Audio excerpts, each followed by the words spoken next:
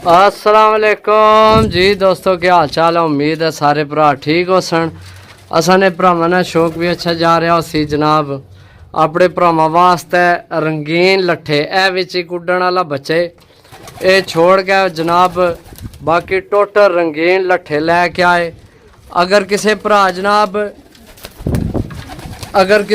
जनाब इन्हों को बच्चे पलवाने होवन तो भी वो लै सकना है। सही है, क्योंकि चगाई तो भी ले ने, चगाई तो लगे ने। सही है, तो माशाल्लाह बड़े बड़े खूबसूरत चेक करो जनाब। सही है, तो ये जनाब तुसी राह के ला के ए विच एक रेसर है, ए रेसर है। ए दूसरा है बाजियां मारने बहुत ज़्यादा। सही है, तो बाकी जनाब चेक करो। सही है, ये एक विच बच्चे ये थोड़ा जहा कमज़ोर है बच्चा।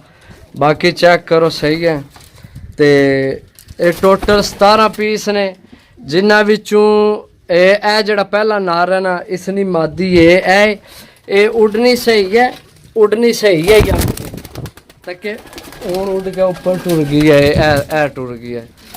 तो चगाई तो भी जानी है, सिर्फ इसकी ना पुराना फिट है। सही है, पुराना फिट है।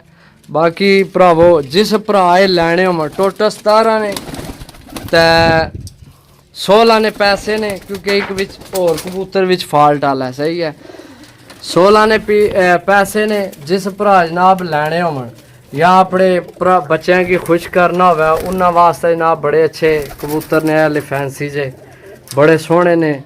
सही है, ये कबूतर तुम चेक करो माशाल्लाह। सही है, ये कबूतर ए चेक करो, ए अगे चेक करो चिट्टी सीधी, ऐसा ना कलर चेक करो। सही है, ए जनाब रेसर, ए भी रेसर।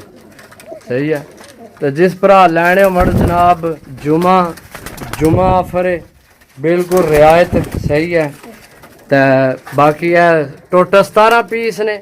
सही है, 350 रुपये पर 16 पीसा ने, बल्कि 16 ने नहीं 15 पीसा ने जनाब 350 रुपये पर। बाकी ऊपर जेड़ा फालतू है 2-3 तो वह जनाब साड़ी तरफों इंज ही लै जे। हाँ, जुमा ऑफर है जनाब 350 ना किधरों लभड़े नहीं हो जे, बड़े अच्छे ने सोहने फैंसी। सही है, तो मैं काफ़ी बच्चे यार मंगने, मैं आना चलो वीडियो लगा दिए। सही है, ये टोटल मेरे ख्याल 17 ने या 18 ने, 17-18 है ने, तो 15 ने पैसे ने। जितने हुए जनाब पे देसा ठीक है भरावां की, जिस लैने हुए 350 रुपये पर 15 पीसा ने पैसे ने।